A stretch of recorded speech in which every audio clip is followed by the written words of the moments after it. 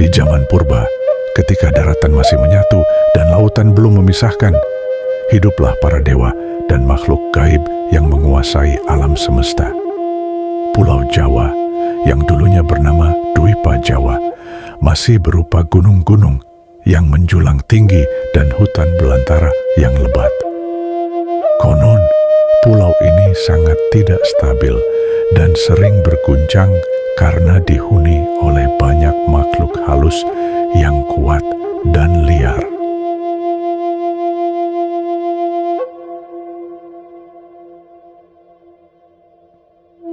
Para dewa yang melihat ketidakseimbangan ini memutuskan untuk menugaskan seorang dewa yang sakti mandraguna untuk menstabilkan pulau ini. Batara Guru, sang penguasa para dewa, menunjuk Batara Wisnu untuk menjalankan tugas mulia ini. Batara Wisnu, dengan segala kebijaksanaan dan kekuatannya, turun ke Dwipa Jawa. Dengan wujud manusia, Batara Wisnu mulai menata pulau ini.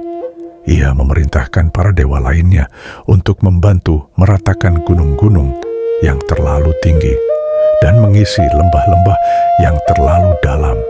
Para dewa bekerja keras mengubah Dwipa Jawa menjadi daratan yang lebih rata dan stabil. Namun, tugas ini tidaklah mudah. Kedatangan Aji Saka. Ribuan tahun kemudian, ketika Dwipa Jawa mulai dihuni oleh manusia, datanglah seorang tokoh sakti bernama Aji Saka.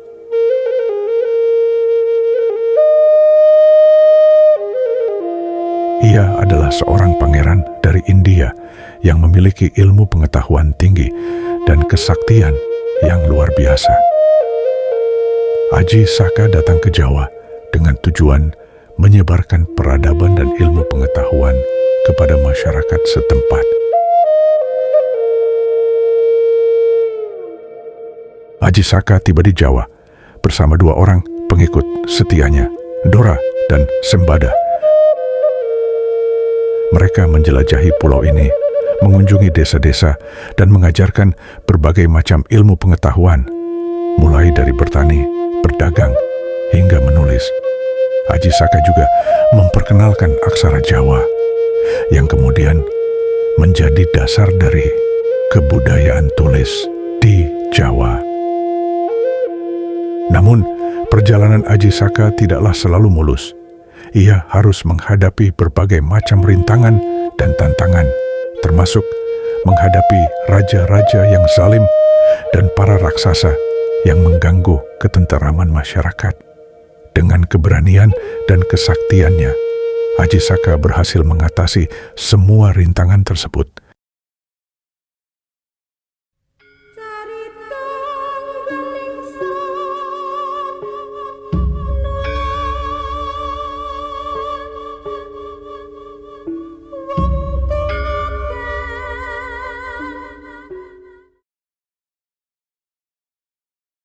Kerajaan-kerajaan di Jawa. Seiring berjalannya waktu, peradaban di Jawa semakin berkembang.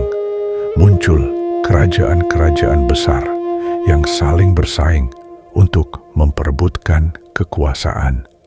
Kerajaan-kerajaan ini membangun candi-candi megah sebagai tempat pemujaan dan pusat kegiatan keagamaan.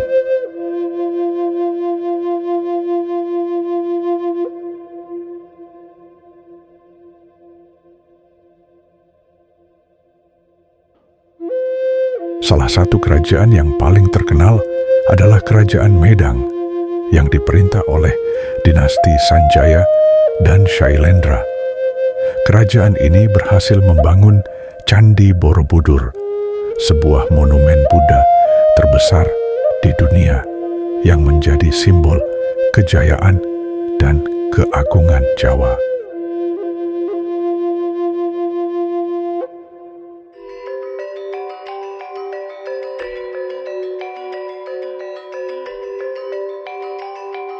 Selain Kerajaan Medang, ada juga Kerajaan Kediri, Kerajaan Singasari, dan Kerajaan Majapahit.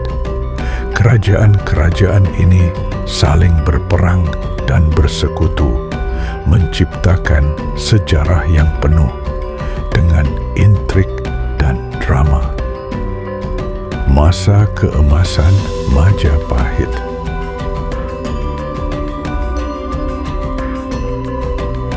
Kerajaan Majapahit adalah puncak kejayaan peradaban Jawa.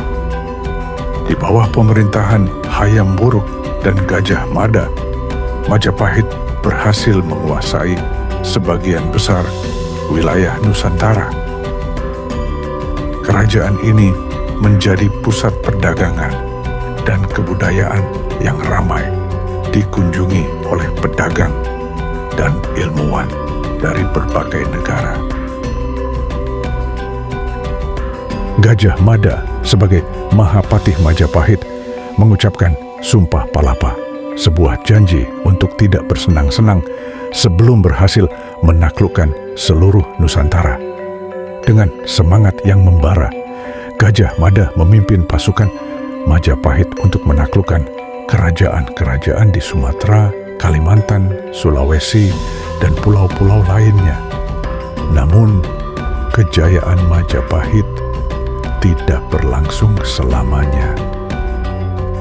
Setelah Hayam Wuruk dan Gajah Mada meninggal dunia, kerajaan ini mulai mengalami kemunduran akibat konflik internal dan serangan dari kerajaan-kerajaan lain.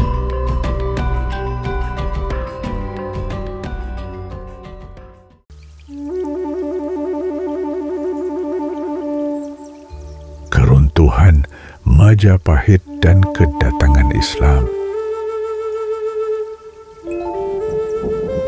Pada abad ke-15, kerajaan Majapahit mengalami keruntuhan akibat perang saudara dan serangan dari kerajaan-kerajaan Islam di pesisir utara Jawa. Kerajaan Demak yang didirikan oleh Raden Patah menjadi kekuatan baru yang menggantikan Majapahit.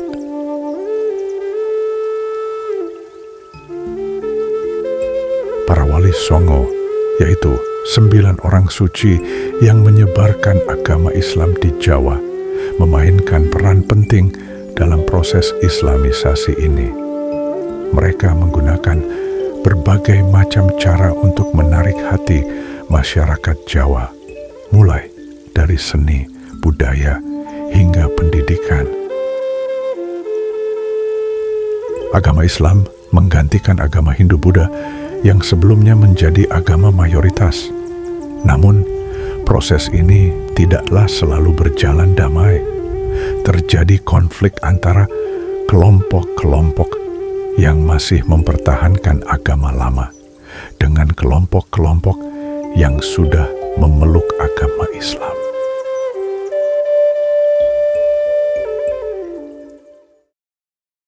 Jawa di bawah kekuasaan Mataram. Setelah kerajaan Demak runtuh, muncul kerajaan Mataram sebagai kekuatan baru di Jawa. Kerajaan ini berhasil menguasai sebagian besar wilayah Jawa dan menjadi pusat kebudayaan Jawa yang baru.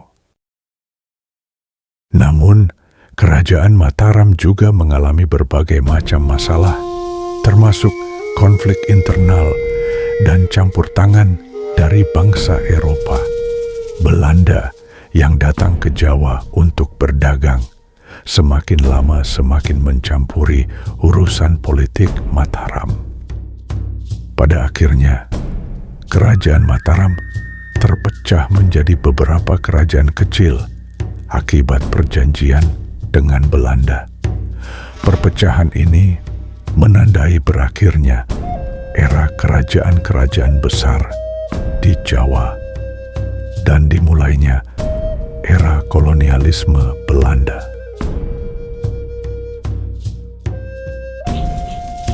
Perjuangan melawan penjajah. Meskipun berada di bawah kekuasaan Belanda, semangat perjuangan masyarakat Jawa tidak pernah padam. Muncul tokoh-tokoh pahlawan yang berani melawan penjajah, seperti Diponegoro, Imam Bonjol, dan Kut Nyakdien. Diponegoro memimpin Perang Jawa, sebuah perang besar yang berlangsung selama 5 tahun dan menyebabkan banyak korban jiwa. Meskipun pada akhirnya Diponegoro berhasil ditangkap dan diasingkan, semangat perjuangannya tetap hidup di hati masyarakat Jawa. Perjuangan melawan penjajah terus berlanjut hingga akhirnya Indonesia merdeka. Kemerdekaan ini adalah hasil dari perjuangan panjang dan pengorbanan yang besar dari seluruh rakyat Indonesia, termasuk masyarakat Jawa. Setelah merdeka, Jawa menjadi bagian dari Negara Kesatuan Republik Indonesia. Pulau ini terus berkembang dan menjadi pusat ekonomi, politik, dan kebudayaan Indonesia. Namun, Jawa juga menghadapi berbagai macam masalah seperti kepadatan penduduk, kemiskinan, dan kerusakan lingkungan. Pemerintah dan masyarakat Jawa terus berupaya untuk mengatasi masalah-masalah ini dan membangun Jawa yang lebih